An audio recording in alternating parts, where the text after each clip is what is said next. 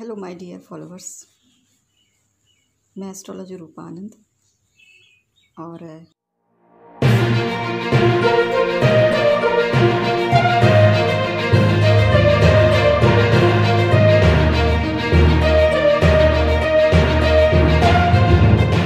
कौन है वो इंसान जो इस विश्व से कोरोना वायरस को दूर भगा सकता है। आखिर मुझे नाम बताने की तो इजाज़त है नहीं, मैंने ईश्वर से पूछा था। हाँ, मैं आपको थोड़ा हिंट दे सकती हूँ, आप समझ सके तो समझ जाए। इंसान बहुत ज़्यादा मासूम है, उसके चेहरे से बहुत ज़्यादा मासूमियत झलकता है। वो साधारण सा इंसान जिसके पास असाधारण सी शक्तियाँ हैं।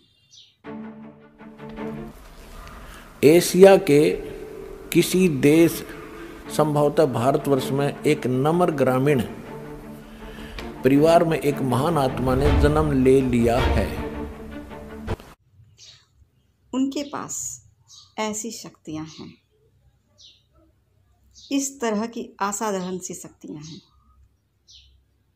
वो इंसान है तो बड़ा सिंपल, बहुत साधारण। किसी जलाशय के निकट बैठे हुए इस योगी के मस्तक में दोनों भौं के जहाँ मिलती हैं तो उसमें अर्ध चंद्रमा के दृश्य होते हैं। उसके बाल सफ़ेद हैं, सुब्बर वेशभूषा है यानी साधारण सुंदर, वर्ण गौर है, गोरा कलर है तथा पैरों में चरम विहीन पाहन यानी पादुकाएं हैं।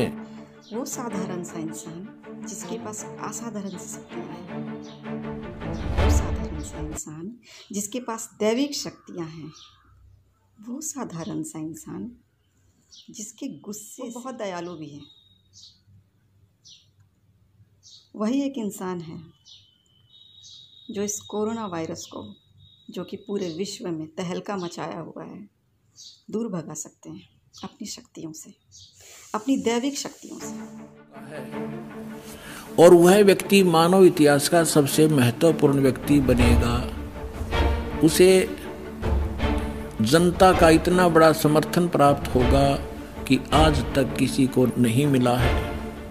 वह महापुरुष नए सिरे से विधान को बनाएगा और वह विश्व के संपूर्ण देशों पर लागू होगा।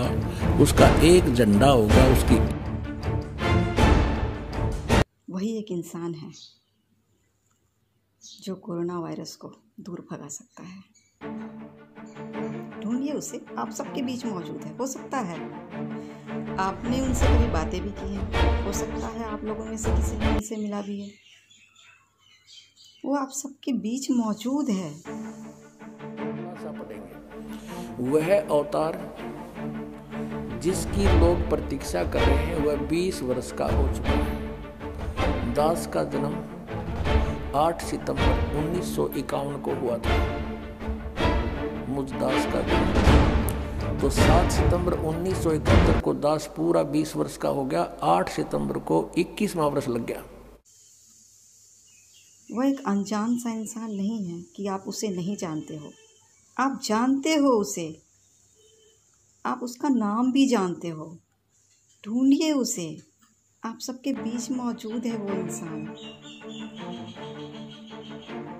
मुझे इतना ही बताना है आपको। यदि उसका पता बता दूं तो लोग पीछे पड़ जाएंगे। अभी ऊपर से आदेश बताने के लिए नहीं हो कि ये पुण्यात्मा थे, पिछले संस्कारी थे। आगे इनको कोई संत ठीक मिला नहीं। ये पूर्व जन्म के संस्कारों से, इनके वचनों में भी शक्ति होती है। छोटे मोटा लाभ भी कर सकते हैं। ये भूत भविष्य का कुछ जानकारी भी दे सकते हैं। एज ए भविष्यवक्ता भी इनकी बुद्धि काम कर जाती है। तो इन्होंने एक भविष्यवाणी की है सन 1971 में। वो पढ़ कर सुनाते हैं इन्हीं की पुस्तक में। देखिएगा, जय गुरुदेव की अमरवाणी भाग 2। ये कहाँ से छपी है? ये है ये महात्मा बाबा जय गुरुदेव जी महाराज। इनका असली नाम है परम संत तुलसीदास जी महाराज। विश्व को शांति अब इन्हीं से मिलेगी। ये इनके सेवक लिख रहे हैं इनके बारे में। यहाँ देखिएगा, जय गुरुदेव की अमरवाणी सहकारी सदाचारी बाल संघ से संकलित प्रकाशक दिव्या शर्मा 88 साकेत कॉलोनी मथुरा उत्तर प्रदेश से। ये मुद्रक है अर्जेंट प्रिंटर्स पुराना बस स्टैंड मथुरा उत्तर प्रदेश। इसकी पृष्ठ नंबर हम आपको 50 पर ले चलते हैं। ये 50 नंबर पृष्ठ है, यहाँ देखिएगा। सहकारी पत्रिका के 7 सितंबर 1971 में इन्होंने अपनी स्टेटमेंट दी है, यानी प्रवचन किए 7 सितंबर 1971 को। किसने? जय गुरुदेव वाले तुलसीदास ने। यहाँ लिखा है, हम थोड़ा सा पढ़ेंगे। वह अवतार जिसकी लोग प्रतीक्षा कर रहे हैं वह 20 वर्ष का हो चुका है। दास का जन्म 8 सितंबर 1951 को हुआ था। मुझ दास का जन्म तो 7 सितंबर 1971 को दास पूरा 20 वर्ष का हो गया। 8 सितंबर को 21वां वर्ष लग गया।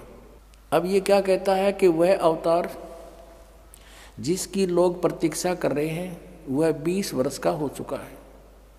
यदि उसका पता बता दूं, 1971 में कह रहा है कि आज जब मैं उसका पता बता दूं तो लोग पीछे पड़ जाएंगे।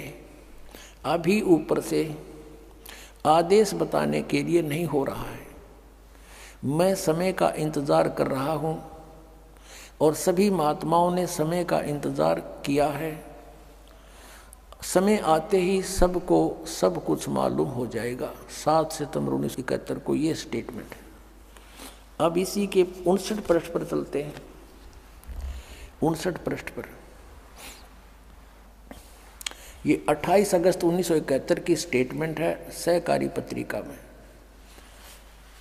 यहाँ कहते हैं वह महापुरुष का जन्म भारत के वर्ष के एक छोटे से गांव में हो चुका है और वह व्यक्ति मानव इतिहास का सबसे महत्वपूर्ण व्यक्ति बनेगा।